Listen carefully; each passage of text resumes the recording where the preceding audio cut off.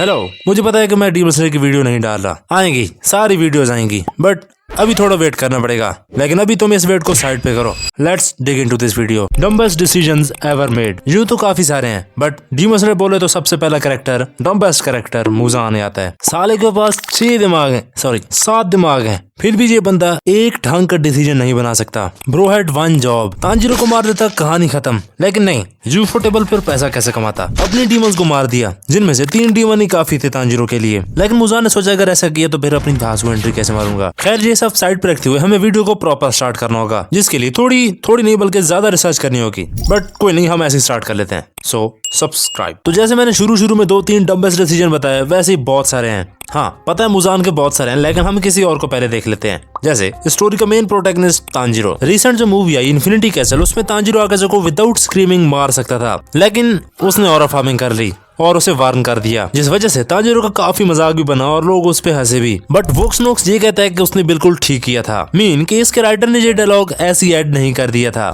बल्कि इसका एक डीप रीजन है जो कि हाकुजी से जा मिलता है। यू नो कि हाकुजी के साथ जो इंसिडेंट हुए वो उसके बैक पे हुए थे सारे। इसके फादर का मरना, इसकी फैमिली का मरना, सारा इसके पीठ पीछे हुआ था, इसको बताया बगैर, इसको वार्न आउट किए बगैर। लेकिन तांजीरो ने ऐसा नहीं किया, और अगर वो करता तो वो भी उन लोगों में शामिल हो जाता जिनको हाकुजी ने अपनी लाइफ में मारा था। So that wasn't the dumb decision if you think। हाँ, पर ये वाला डिसीजन सबसे बड़ा डम डिसीजन होने वाला है। तुम्हें याद है कि यूरिची ने मुजान के कितने पीसेस को काटा था, लेकिन somehow मुजान जिंदा बच के निकल गया था। और सेंगोकू एरा के लीडर ने क्या किया, उसे बैनिश कर दिया। I mean, यूरिची द लेजेंड को बैनिश कर दिया। और ये डिसीजन सिर्फ लीडर ने अकेले नहीं लिया था, बल्कि उस वक्त के सारे अशीराज इस डिसीजन में साथ थे। वो तो कहते थे कि इसको मार देना चाहिए, क्योंकि उसने मुजान को जिंदा जाने दिया और एक डीमन तमायो को भी छोड़ दिया। और कह कौन रहा है, ये नल्ले बंदे जिनको तलवार चलाना तक नहीं आती थी, और इसी ने इनको ब्रीथिंग सिखाई है, और अब इसे ये लोग बैनिश कर रहे हैं। I think this would be the worst decision from the legendary side. इसके बाद अगर नकीम को देखें तो क्या ये जस्ट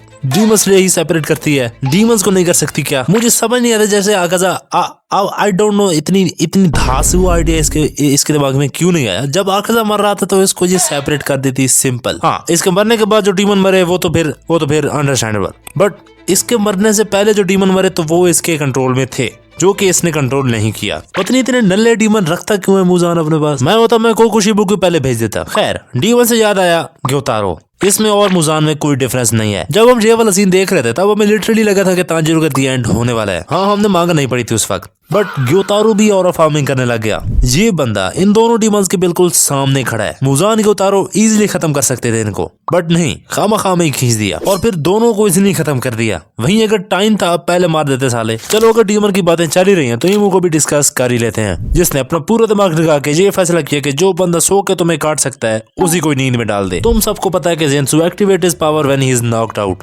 और यही टाइम होता है जब जेन्सु वो करता है जो बाकी नहीं कर पा रहे होते, और इमो ने बगैर सोचे समझे उस पे अपनी पावर चूज कर दी। नेक्स्ट हम बात कर लेते हैं एक और डीमन की, जो क्या है वाकुराबा। इस डीमन ने इन्फिनिटी कैसल में रहते हुए भागने की कोशिश की, जबकि इसको पता है कि ये इन्फिनिटी कैसल है। इसने ये तक नहीं सोचा कि जो बंदा मेरे सामने खड़ा है उसके ब्लड से ही मैं डीमन बनाऊं। इसने ही मुझे समन किया है और माइंड भी रीड कर सकता है, और फिर भी ये साला भागा ही सही। चलो, हम इन छोटे मोटे डीमंस को साइड पर रख लेते हैं और जरा देख लेते हैं मुजान को, जो कि द किंग ऑफ डीमन के नाम से फेमस है। इन सारे छोटे डीमन ने जो मिस्टेक की वो जाने दो, क्योंकि इनके पास तो सिर्फ एक ही ब्रेन है, इसके पास बहुत सारे हैं, जिसके बावजूद भी ये सारे डिसीजन गुस्से से लेता है। अपने ब्रेन को ये जस्ट मूवी कराता रहता है, यूज नहीं करता। सबसे पहले तो इसने सारे लोअर मून को मार डाला, जो कि काफी पावरफुल थे, और फिर कामो द फैमिली को भी शुरू में मार डाला। ओ भाई, पूछ तो ले, शायद इनको लिली फ्लावर का पता हो। तांजीरो की मदर को ये बात क्लियरली पता थी कि ये फ्लावर कहाँ उगते हैं, और सिर्फ इसी पता नहीं थी जिसको मुजान ने मारा है, इसके अपने डॉक्टर को भी पता था, बट गुस्से में आकर उसे भी खत्म कर डाला,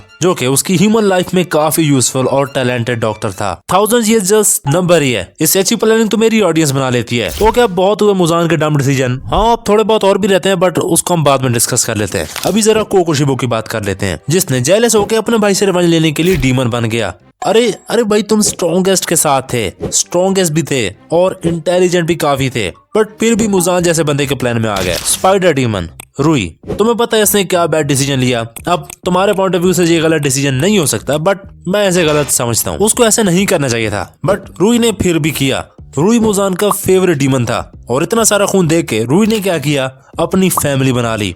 और वो फैमिली भी नहीं थी, ऐसी फेक फैमिली बनाता कौन है। खामा में अपना ब्लड वेस्ट कर दिया और अगर ये ना करता तो ये डीमन काफी पावरफुल बन जाता, इवन ग्यू को भी ये टफ टाइम दे जाता। अब जरा डीमंस को साइड पे रख के हाशिराज को सामने रखते हैं, तो इनके भी कुछ डिसीजन थे जो कि इनको नहीं करने चाहिए थे। लाइक शिनजीरो रेंगोकू, इन्होंने अपने सालों चले आते हुए रिकॉर्ड को ब्रेक कर दिया सिर्फ और सिर्फ फैमिली इशू की वजह से, और इतने पावरफुल हशीरा से ट्रैश बन गए और अपने सन क्योजोरो रेंगोकू को भी उसके हाल पे छोड़ दिया और फिर बाद में रिग्रेट करना शुरू हो गया। इसके बाद हाशिरा आता है साने में। ये बंदा इतने मॉडर्न एरा में जी रहा है और इतने अच्छे एनवायरनमेंट में जहाँ सारे काम और काइंड है, और जब इनके सामने नेस्को जैसी डीमन आई तो इसने क्या किया, उसको स्टैब करने लग गया, जो कि उसके पॉइंट ऑफ व्यू से ठीक था, लेकिन बैठ के भी बात की जा सकती थी। जहाँ सारे हशीराज खड़े हैं, पूरी की पूरी कॉप जहाँ पे है, तो इस छोटे से डीमन को मारने की क्या जरूरत थी, और ये डीमन कितना नुकसान कर लेती। सो दैट वाज अ डम डिसीजन फ्रॉम साने में। डीमन स्लेयर कॉप, ये नाम आता तो एक बहुत ही फनी डिसीजन मेरे जहन में आ जाता है, जो कि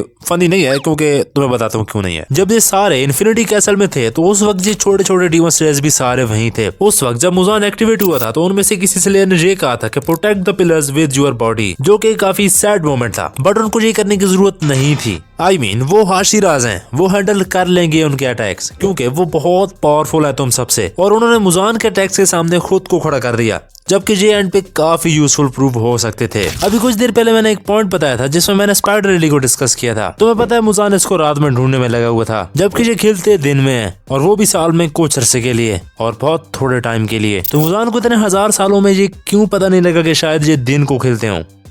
ख्याल आ सकता है, 7 दिमागों में से किसी एक में से पॉइंट आ सकता है, लेकिन ये मुजान है, इसने जस्ट डीमन ही पकड़े अपने काम करवाने के लिए। ये इमू की तरह ह्यूमन को भी यूज कर सकता था मैनिपुलेट करके, लेकिन बात वही आ जाती है कि ये मुजान है। आप इस वीडियो में तुम ये वाला पॉइंट भी कहोगे कि भाई ये वाला पॉइंट मिसिंग है, जिसमें ये डीमन साने में अटैक करता है, वो भी गलत टाइम पर। हाँ, ये पॉइंट इस वीडियो में इतना खास नहीं है कि इसको डिस्कस किया जाए, but editor count this also a point. इसके बाद एक पॉइंट आता है दाकी का। दाकी ने जस्ट मसले क्रिएट किए हैं और काम की वो वैसी नहीं है। तुम्हें याद होगा कि इसने जिन्सू को कैप्चर कर लिया था अपनी सेशंस में, लेकिन खाया नहीं था, जो कि उसको खा लेना चाहिए था। और उसने डिवोर्स इसलिए नहीं किया था क्योंकि उसकी पॉलिसी है कि वो डर्टी पीपल को बाद में खाती है, पहले वो ब्यूटीफुल को एंजॉय करती है और बैड लोग को सेव कर लेती है बात के लिए, और बाद में तुम जानती हो कि इसको किसने मारा था। इसी के साथ सीजन 2 में सिर्फ डीमन ही नहीं थे जिन्होंने गलत डिसीजन लिए थे, बल्कि हाशिरा भी था, जैसे तेंगिन ने शुरू में ग्योतारो को अंडर एस्टिमेट कर दिया, जो कि उसे नहीं करना चाहिए था। ये जानते हुए भी कि ये अपर मून बहुत डेंजरस हैं। इसी अपर मून ने रेंगोकू को पहले मारा और अब ये दोबारा शो हो गए हैं, तो इसे ध्यान से मूव लेना चाहिए था, लेकिन अंडर एस्टिमेट कर दिया और पॉइजन हो गया। दूसरी साइड से ग्योतारो ने भी तांजिरो को छूट दे दी उसे मारने की बजाय। और अगर ये वीडियो 26 से पहले आ रही है तो फिर भी हैप्पी न्यू ईयर, और अगर 26 से बाद आ रही है तो फिर भी हैप्पी न्यू ईयर। नया साल शुरू हो रहा है भाई, सब्सक्राइब कर दे।